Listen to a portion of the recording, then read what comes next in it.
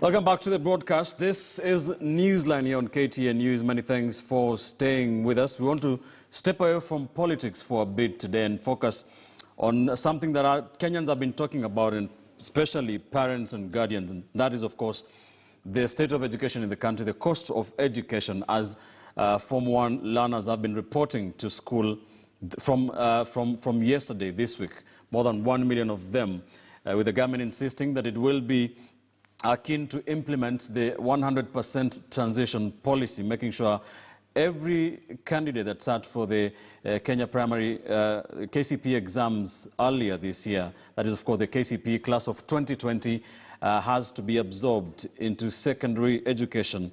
There has been some issues. The parents and guardians complaining about the high cost of living, tough economic times. There have been some fights with the secondary schools, some of them being accused of ballooning the school fees. The government saying it will take stern action against any secondary school that has stepped out of the set guideline by the government. We shall be getting to all of this here in studio. Let me begin with news in today, a statement here by the Education Cabinet Secretary, Professor George Magoha, on the capitation funds for 2021. And this is good news for school administrations across the country. I would imagine the government is impressed by the high turnout of Form 1 students. The statement by Magoha goes, who started reporting to their secondary schools on Monday, August 2nd. To ensure uninterrupted learning in all public schools this term, the government has released a total of 17.47 billion as capitation funding to all learners. Out of this, 2.62 billion is meant for learners in primary schools, while 14.85 billion is to support secondary school students. With the release of the capitation funds, principals are advised to keep all their learners at their respective schools to ensure no part of class is lost in the shortened academic calendar. I want to bring in my panelists today, and I'm joined in studio tonight by the chairman of the Kenya Secondary School Heads Association, Kahi Ndimuli, joining me in studio tonight. We also have the chairman of the National Parents Association, Nicholas Mayo, and joining us later on via way of phone, we are having some technical hitches, is Executive Director of the Usawa Agenda, Dr. Emmanuel Manyasa. Thank you, gentlemen, for joining me tonight as we try to make sense for parents and guardians and learners of the state of education in this country, the cost of education. Let me begin with you, Mr. Ndimuli. Let's begin with that statement from the Ministry of Education. There has been a lot of debate over whether the government will be able to send these capitation funds in good time. I understand, first of all, it is delayed. You have schools to run. Is this set to allay some of the pressure from where you sit? Yeah, thank you very much, Ben, for giving me this opportunity to be here and share some of the issues that are going on. Right. I think the Cabinet Secretary's statement is very much welcome because we were already beginning to get scared that already we have Form 1s joining, and capitation had been stated that it had been sent to schools. Unfortunately, it had not reached. But the statement today is very welcome by us. It will help in our preparation.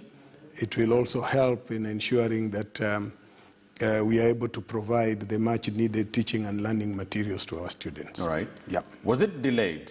When was it supposed to come, these funds? All right.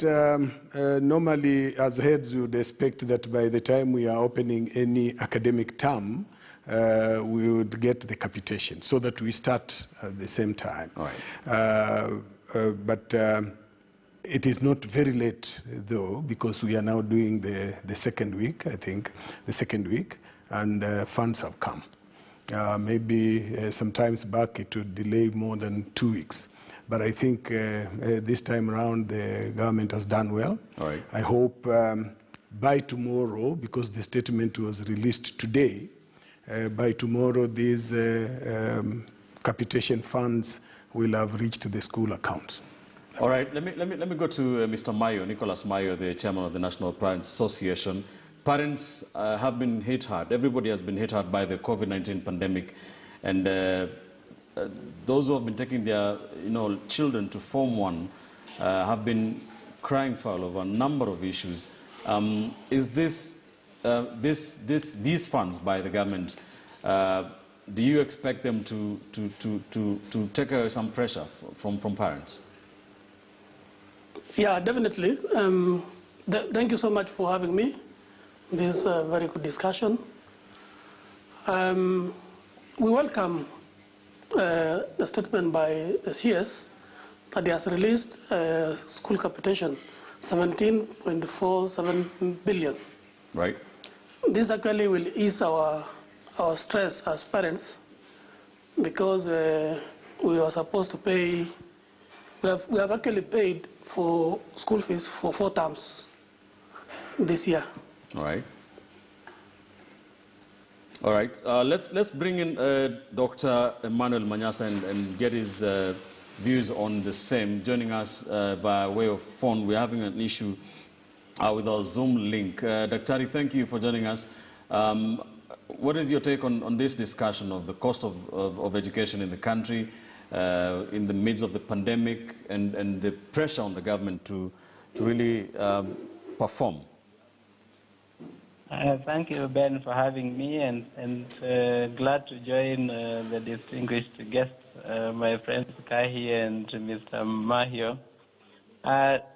From where I sit, and I come from the civil society, so you know that coming from the civil society, our perspective is one of the rights of the child. And our constitution says every child has a right to basic education. And now the question that we have to deal with is government is the guarantor of this right, but how does it work with the other stakeholders to make sure that every child gets to enjoy the right to education? I think that is the whole question now. Right. And so at the moment, the pressure is on principals of schools. When schools reopen and they don't have cash and they must continue to keep children in school, that bounces back to all the other actors, the parents, the government, and the school managers, to make sure that they are working in sync to protect the right of every child to education. All right. I want us to get into the issue that you just touched on there, the government's 100% transition policy and what that has done to the school system in the country, and whether the system is ready, whether schools are ready. But before we get into that, let me come to Mr. Mayo. There has been an issue between parents and school principals over the issue of school fees. There has been a guideline by the government set for school fees, and the government has said it will deal very harshly with school heads who go away, who get away out of that guideline.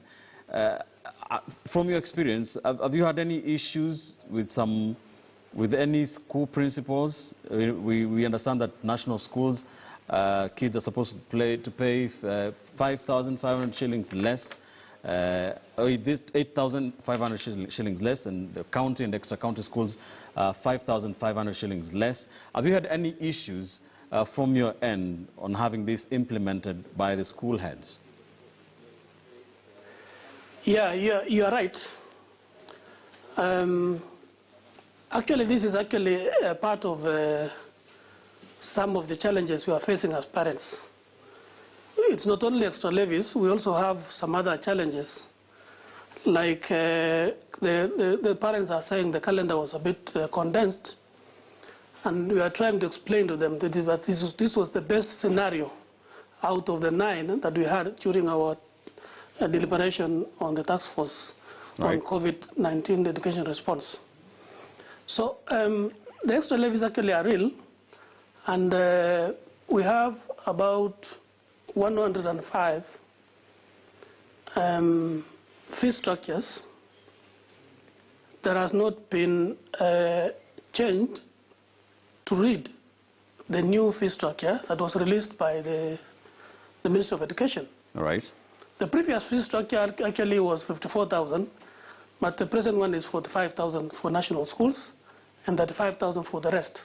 But we still have some schools still releasing fee structures to our parents, reading the previous figures, like 54,000, others 55,000, and even 68,000. So those are the challenges we are facing as parents. All right, Mr. Ndimuli, what do you have to say to this? Have you have been accused, or your fellow school head teachers have been accused of finding creative ways of stepping outside the guidelines for school fees by the government? Thank you very much. First of all, I would like to mention, I've said it before, that school principals and parents are not at war.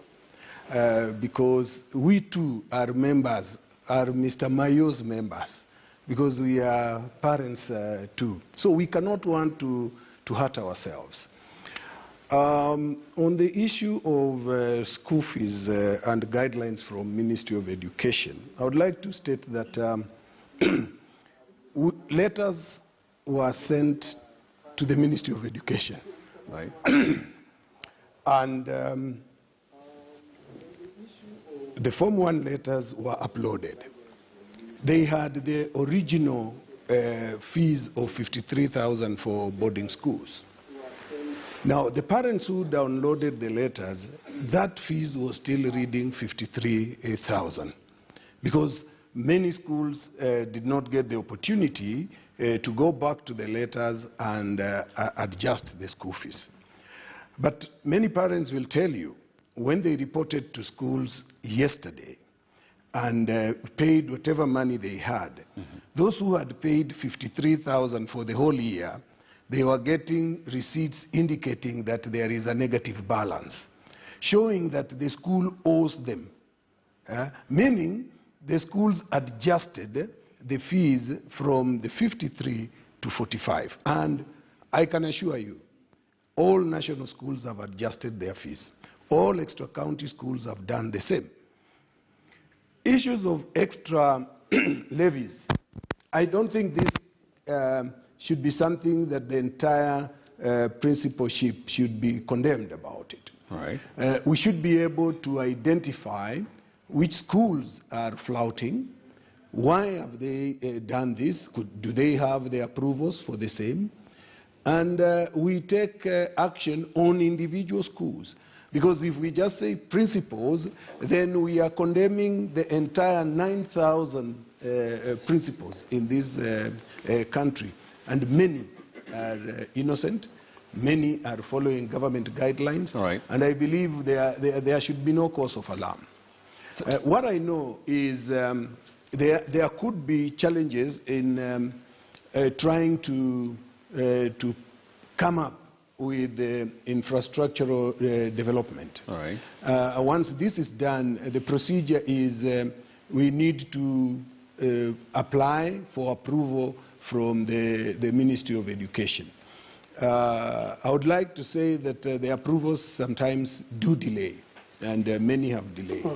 But it finds maybe the principal in anticipation that he or she is going to get the approval, informs the parents, because this is something they have already agreed with the parents. So that would appear, and it could be something that can be sorted out. All right.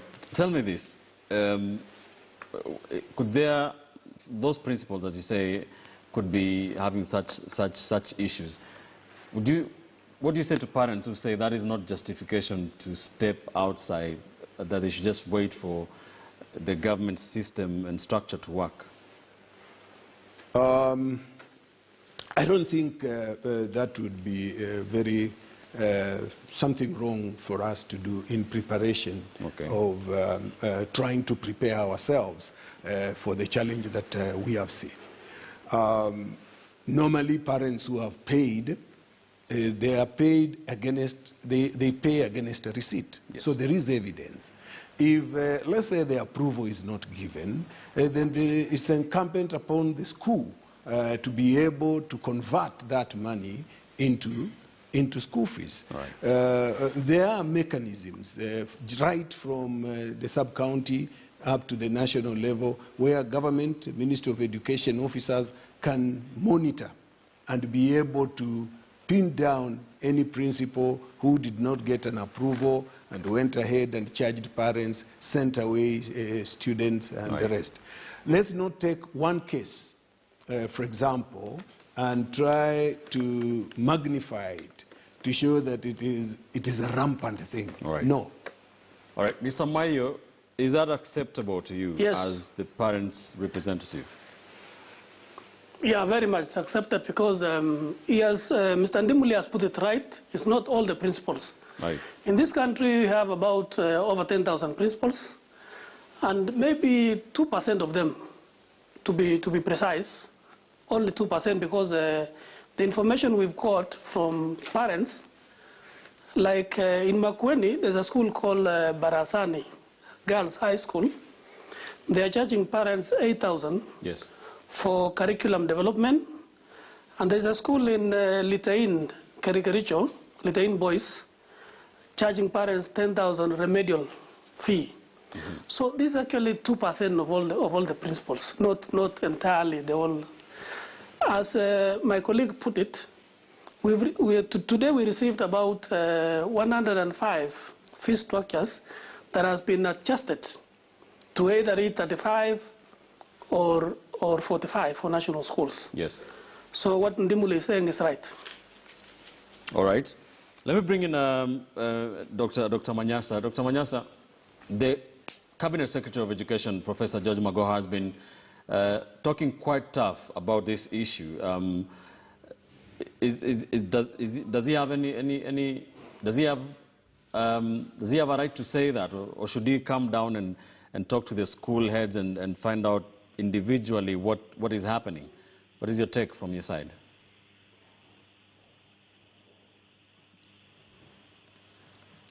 Dr. Manyasa, are you with us?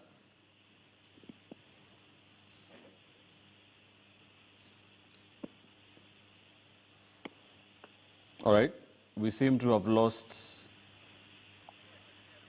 All right, we seem to have lost Dr. Manyasa there. We'll try to get him back. We're having issues connected to him.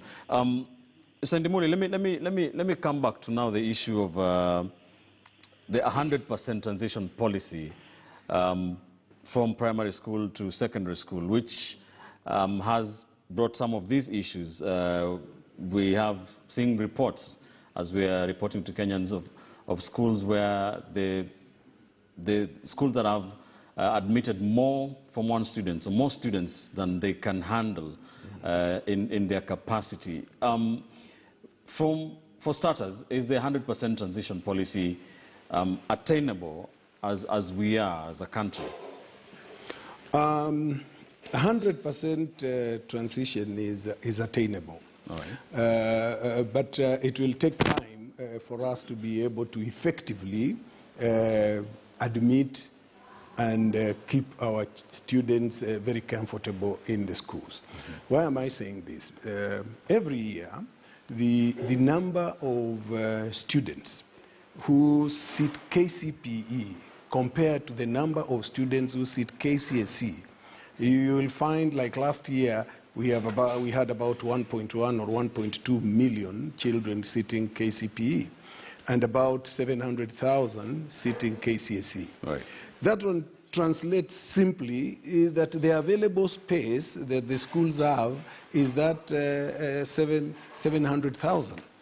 But now, 1.2 million children, if you removed about 20,000 that the ministry indicated were not placed because of either they are mature or did their exams in the prisons, right.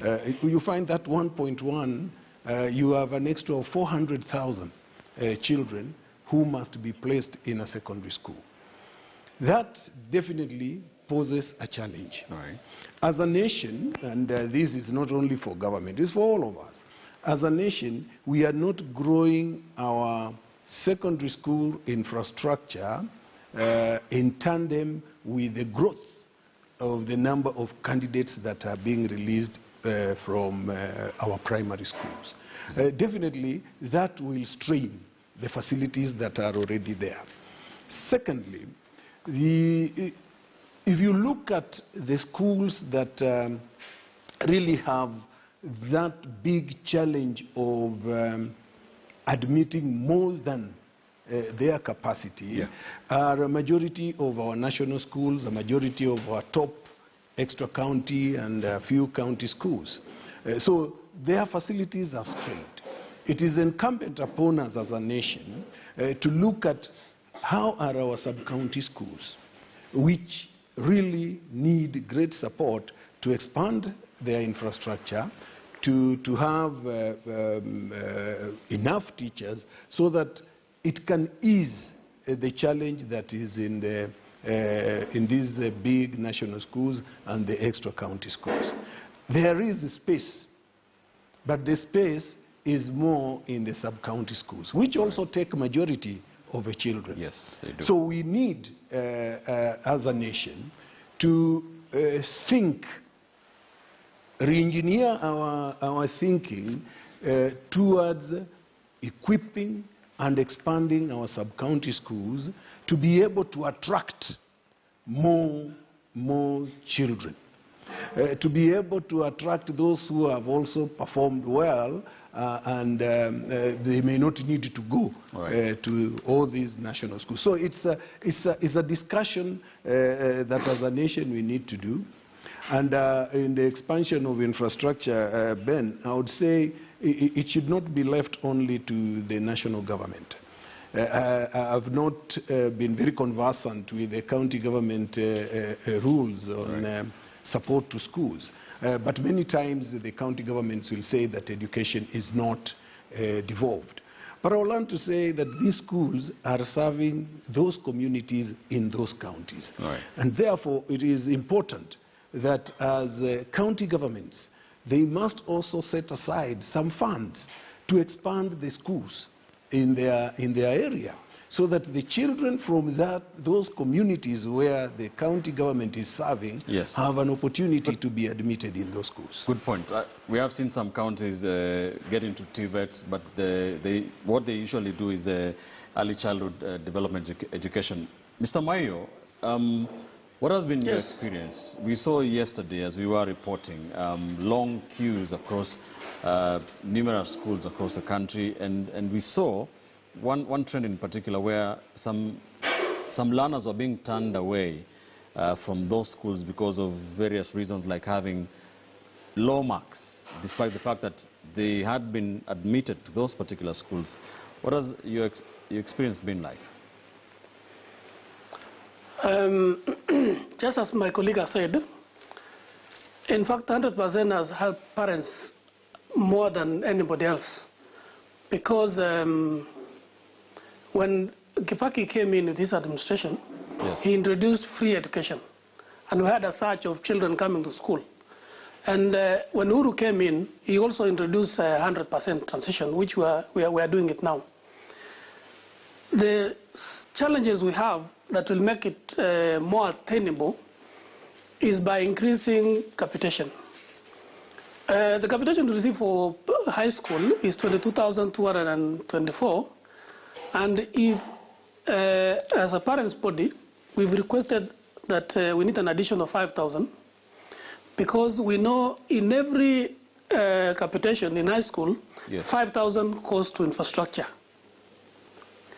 In primary, 1,400 is given, and out of 1,400, 500 is for infrastructure. So we need another 1,000 to make it 2,500, so that when you have a lot of money coming in for infrastructure, we will not have congestion. So we are advocating for this because we know it's our children who are suffering. You know, schools are not, there are not enough facilities in schools, and our children are congested. So that's our prayer. A second point, to boost 100% transition, we are working as National Parents Association to have a fee payment compliance. We are working on it. We want a policy that, because we are very much aware that we have some parents who actually don't pay fees. And we want to collect the data on fees defaulters. When we have this data for fees defaulters, we will look for ways of making them pay. Because if one parent pays for another, and these parents are not paying money, yes, they are giving us more weight as parents. Maybe a few parents will pay money, and others are not paying. So we want to create a data to show that how many parents in a school are paying, and we want everybody to be fee payment compliance. When you have all this, we will not have problems created like extra levies. Yes. Because we believe extra levies come in because schools could be having shortages of some essential things that is required. All right. So as a parents' body, we are working on it. We sat there all day. In fact, I had invited Mr. Ndimuli to come and he had agreed to come to my office so that I can share with him live to see that we really, teachers really ask parents yes, extra levies, because they are calling them remedials, they are calling them a motivational fee, even examination money, and I've mentioned about curriculum development fund, and we are all very much aware that curriculum development is made by KICD. We don't pay money for that. So I'll request Ndemule to come to my office again next time, all right, so that he sees for himself okay, what we are doing, and what we are collecting from parents is real. all right. Before I go to Dr. Manyasa on this, Mr. Ndimuli, what would be motivational fee, for example, in your understanding? I think the chair there, he's raised some pertinent issues. One, if you look at their own, how do I put it, their own rules, operational guidelines, yes, part of their responsibility or part of their mandate is to motivate the teaching staff. I would want to hear from him if he says that is not true. Therefore, when the parents in a particular school sit and agree that we will want to have a trip for our teachers to motivate them after good results, and we shall each pay 2,000. If that one now the principal goes ahead and implements, would it be going against their own operational guidelines? Maybe where a principal would do it without consultation with the parents, with his board or her board of management, and with their approval, then that becomes a challenge. But I think that is something that is among the best practice in every industry.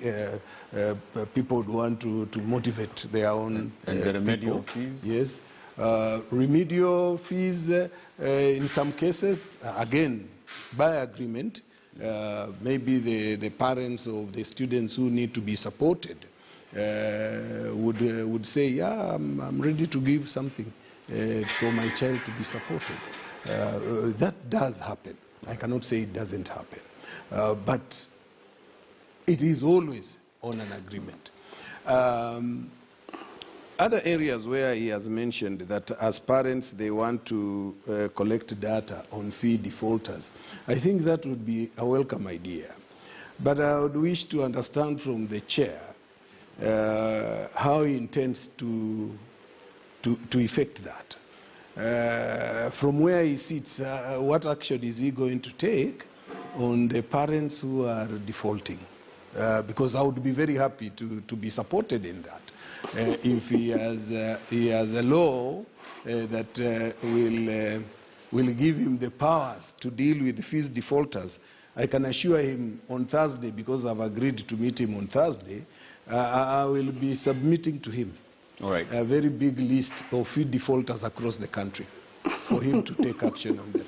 Well, Chair, your thoughts, quickly? Mr. Mayo, your thoughts? Thank you so much. Yes. Yes. One is I'm welcoming my colleague that we want to have a triangle. We have the children at the top, we have the teachers at the side, and the parents. So when we work as a team, we will attain what is required by the Basic Education Act. Actually, our mandate is to motivate teachers and learners. And we will do it in a conducive environment and understanding. And it's by coming together that will enhance our cooperation and understanding. Because if all the time we meet in the media, it is not good. It's always better to have a physical meeting and exchange ideas on how we are going to improve our schools. All right. Let me go to Dr. Manyasa. What is your take on this 100% transition? More than 1.1 million learners, only about 20,000 that sat their exams in maybe hospitals or prisons, but the rest set to transition into secondary school. Your thoughts? Thank you. I hope you can hear me now. Yes, we can, loud and clear now. Yeah. First, 100% transition is not something we can negotiate about because it is our constitution. It says every child is entitled to free and compulsory education. Right. Basic education, which covers primary and secondary. So that is supposed to happen. It is not happening as well as it should, but it is supposed to happen. I agree that we have not created spaces in secondary schools, and that is because partly of the way we have mixed our laws in such a way that now they work against each other. I do not understand, for instance, why we have not devolved infrastructure development to the counties. I have had Mr. Indimuli say counties should set aside money to develop the schools. They can't, because how will they account for it? The law does not provide those kinds of resources to them. But we should be thinking about, in the long term, devolving infrastructure development.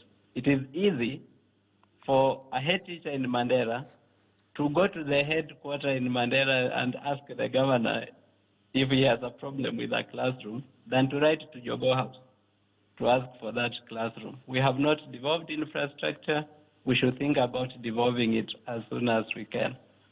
Number three, I think that the government is doing the best it can. Kenya is one of the countries that have allocated a lot of resources to education, and we shouldn't even hope that they can put more resources there because there are many sectors that require government's attention. However, we need to ensure efficiency in utilization of those resources. I think that quite a bit of the resources going into the Ministry of Education are getting wasted. Recently, we had an admission of some ghost schools existing and receiving capitation. We need to weed out wastages in the ministry so that the resources available can expand the capacity of our sub-county schools, because there are many and they are low-capacity schools. If we expanded capacities in those schools, we'll be able to accommodate more children so that we actually continue to pursue 100% transition, because we must. It's not something that we have an option out of. Number four, I think that the government can be creative and can engage, because the government owns these schools, and they can be creative and allow that we rethink the whole model of funding of education in Kenya. All right. I don't understand how, for example, a parent who has taken a child to a very high-cost primary school where they have been paying 100,000 per term should be unable to pay full fees for secondary school and require capitation from government. Capitation from government should not necessarily be for every child. It should go for the children who need that capitation, and it should be possible to cover their full fees, so that the issue the chairman of parents is raising of non-compliance of fees does not become an issue, because there are parents who simply can't pay. They don't have the ability to pay. We have children who are orphaned, who don't have anyone to pay fees for them. Yet the law requires, and our own national developmental aspirations require that these children get education. So I think that we can factor those in. It should be possible for a parent who has been paying 100,000 per term in primary school, in a private school, to pay full fees for their child in secondary school, and allow government capitation to support the children who need that support. All right. Interesting point. Mr. Ndumuli, is the government doing enough in terms of something that you talked about earlier, that is the schools were supposed to construct more classes, more facilities. Is what the help you're getting from the government, can it do that sufficiently as of now? At the moment, the government is trying its best. It's releasing some funds for infrastructure development. Yes. But we are so many. So whatever little money that is available, it is spread so thinly that its impact is not felt. That's why I'm saying we cannot leave it only to the central government. Other players must come in and support. I know we have parents too who can come in, raise some money, but because there is the law that blocks them, they are not able to come in and support. Yes. So it is important that as a nation we try to look around and see how well can we craft our laws in such a manner that schools can be well built. Because with good schools, with good infrastructure, good teaching and learning materials, and enough teachers, then we will build a strong nation that is well educated. My friend Daktari has talked about that the county governments cannot build infrastructure in schools because the law does not allow. But I'm sure if he checked his facts, he'll find that there are some counties in this nation that have gone out of their way and they have been able to give funds to schools to build and improve on their infrastructure. Mm-hmm. The question I would ask is, how have these counties managed within the same environment, within the same laws?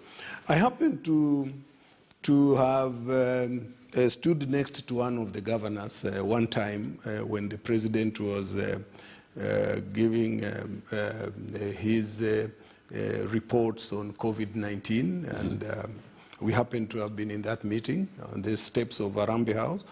And I asked this governor quietly, how have you managed to assist your schools, build classes, build dormitories in your county? And he said, yes, the law does not allow, but there is what we call public participation. Right. So when I'm asked, I say public participation indicated that we need to build a dormitory for this school. The people of that area have said it. So that was his response.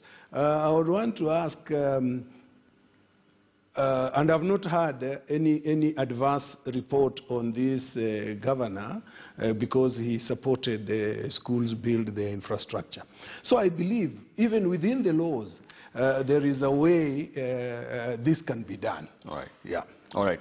Moving forward, as we wind up, Mr. Mayo, it is a hard time for everybody because of the COVID-19 pandemic. Parents are feeling it. We have the recalibrated school calendar, shortened school calendar, which means parents and guardians have little time to really, gather funds for the next term's fees. Moving forward, from your association, what would you be asking in terms of being able to help Kenyans, who are suffering out there in the midst of the pandemic, in the midst of taking their kids to school, in the midst of the government trying to implement this 100% transition policy and the pressure it builds on these schools? What is your opinion on what can be done to help parents who need the help? Thank you so much. I think I have 2 points for that. One is that there are some parents, when we have some meetings with them on the welfare of our children, every parent actually would want a good environment for learning for his or her child. And there are parents who are willing to pay more. And in many schools, we have parents' projects. Right. But it takes a long time for those projects to be approved by government, by actually the ministry. The parents can approve in school. They can be approved by the BOM. But if there's no approvement by the Ministry of Education, then that project will not be valid. Our parents are law-abiding citizens. And in many instances, they would wish to assist, yes, but the challenge is that sometimes you could hear them saying, when principals has some money and parents pay, yes, they don't issue with receipts. So in our association, we have agreed and say that we have told them in WhatsApp groups that no receipt, no payment. That's our new policy. All right. Because if we pay money without receipts, we are not sure whether that money will be used prudently in the courses they're asking for. Number two, we are also advocating for increment of capitation as a cushion. We thank the government for reducing fees. If you see the previous fees and the present fees, there's a reduction, and we are happy for that as parents of this country. But then we want more capitation. We're asking only 5,000 on top of 22,000 and 1,000 on top of 1,400 for primary schools. This one will assist our children to improve congestion in schools. Yes. And also, I'm requesting the Ministry of Education to speed up the approval of the parents' projects. We've been going around schools, and parents have their own projects, but they have not been approved. And they fear to contribute because it is illegal, because they have not been approved. All right. So more capitation is what the chairman says. I'm Mr. Ndimuli. Mm-hmm. What do you tell parents and guardians of children who may be not having school fees, and the government says they must stay in school, the schools they were called in, yet you have schools to run as principals and head teachers? Well, on the issue of fees payment, my colleagues and I have very elaborate ways of establishing those who are really needy and require to be supported.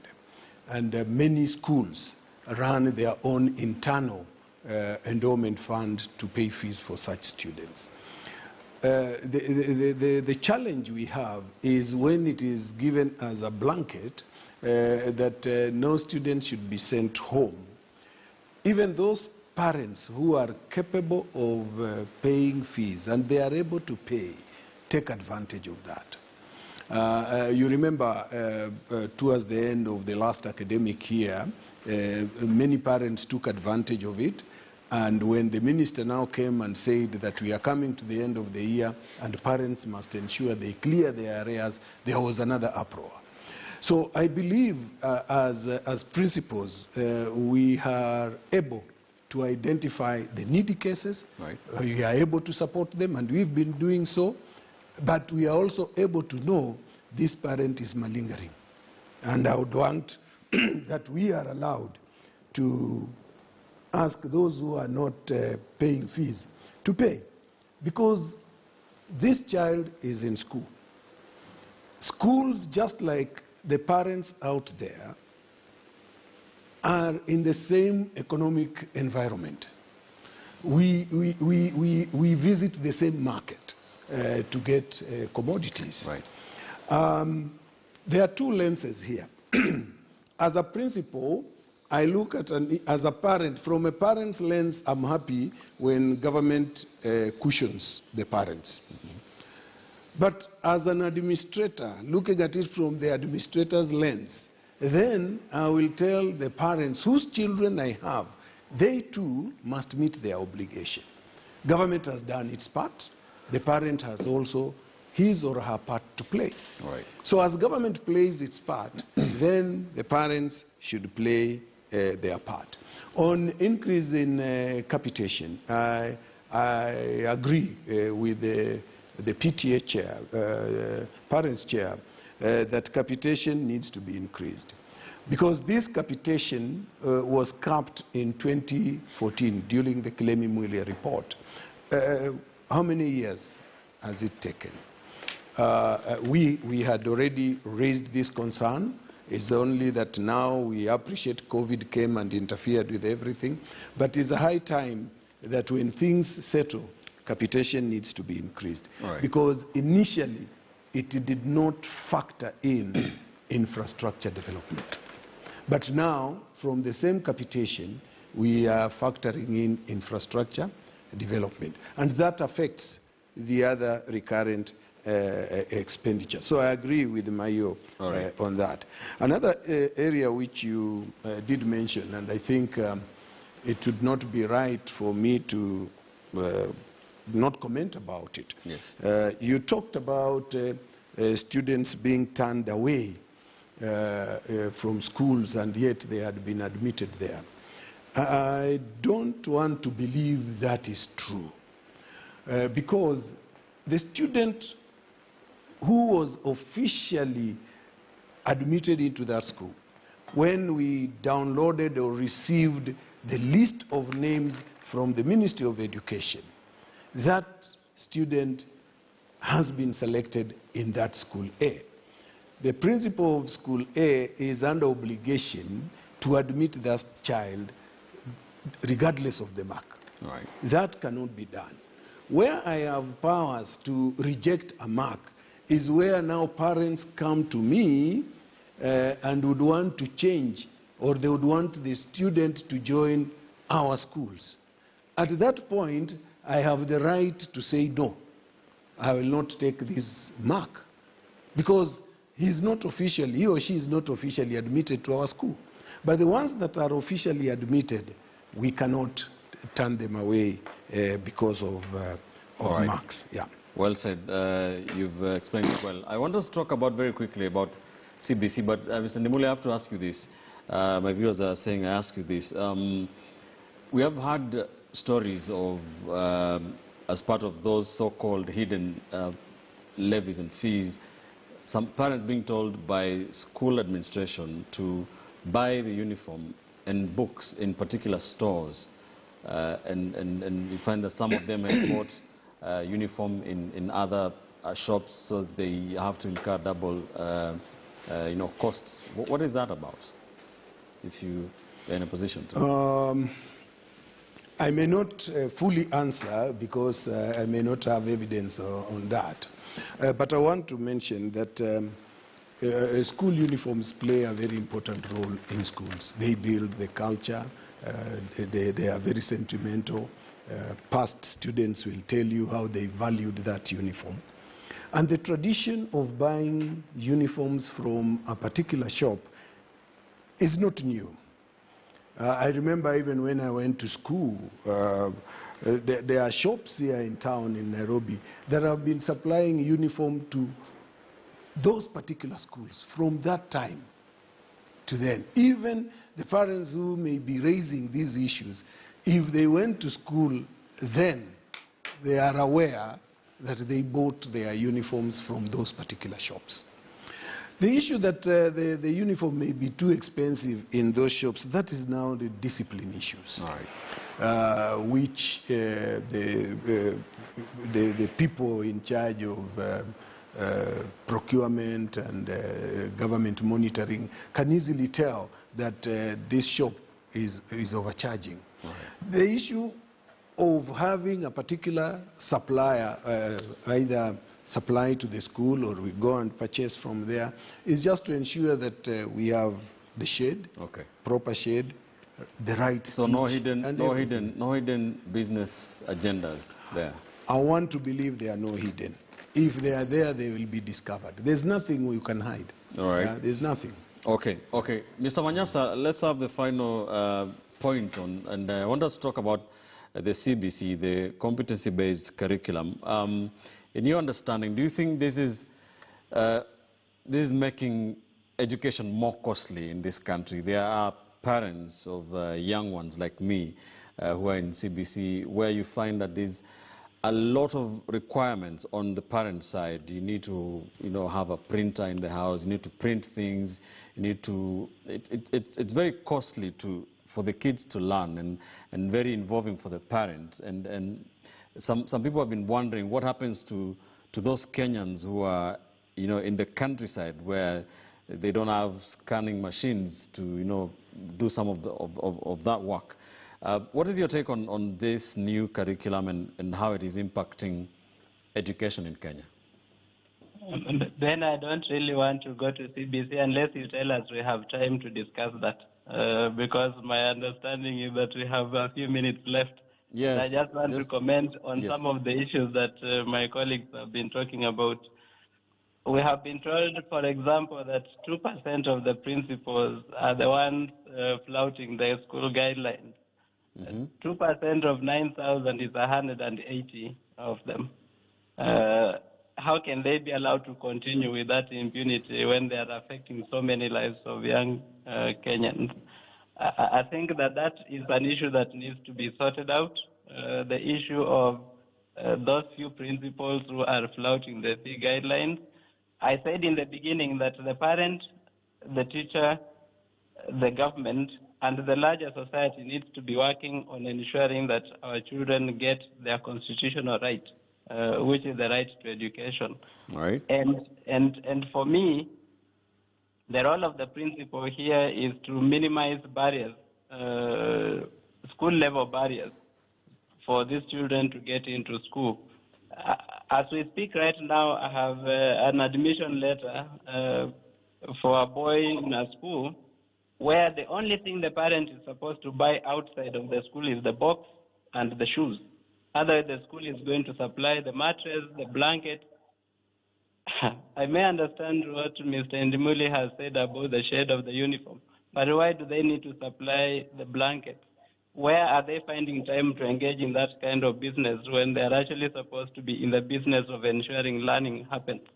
I think that there is something that is obviously not right with some of the principles. It's not all of them, but there is something that is malicious and greed-driven about the supply of needs for the students in the school. So that the boy who buys socks, who buy a blanket, who buy a mattress in the school. And parents, and I can produce some, who have been turned away with mattresses that they had already bought when going to a school. And I think that needs to be investigated, and those principals who are involved are stopped.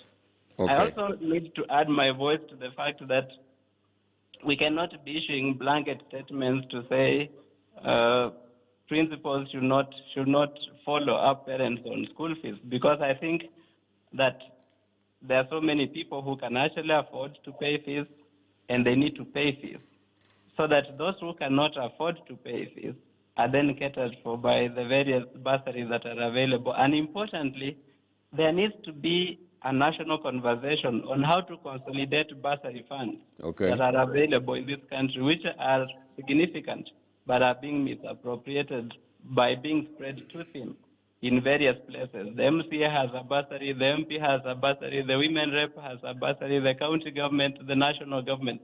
If we consolidate those funds, we can be able to cater for the children who actually need to be supported. Good point. We have to leave it there. You said you have no opinion on the issue of CBC. I definitely have an opinion, but I think that is a very broad subject for us to discuss. All right, fair enough. Tell us there is time. Fair enough. Mr. Mayo, give me your closing remarks as you respond to all that. Thank you. My closing remarks are that I will say that almost 80% of parents don't like the idea of schools directing them to a shop to purchase uniform. We had a talk with the parents, and their feeling is that this uniform that we are directed to buy at a certain place or a certain shop are even more expensive. That is one. Number two, the quality also is not good. I remember a parent told me that he bought the same trouser in Kikomba, and when the child was in Form 1, he had bought it in Westlands, Nairobi, at 1,500. The one in Kikomba is 900, and it lasted the whole year. The one in in Westlands, which was directed, that is a shop to be bought. Yes. It costed 1,500, but it only lasted for one term. So 80% of parents are actually against buying uniform in a particular shop. Number two, we have evidence on Form 1s who are turned away by the schools they were placed in.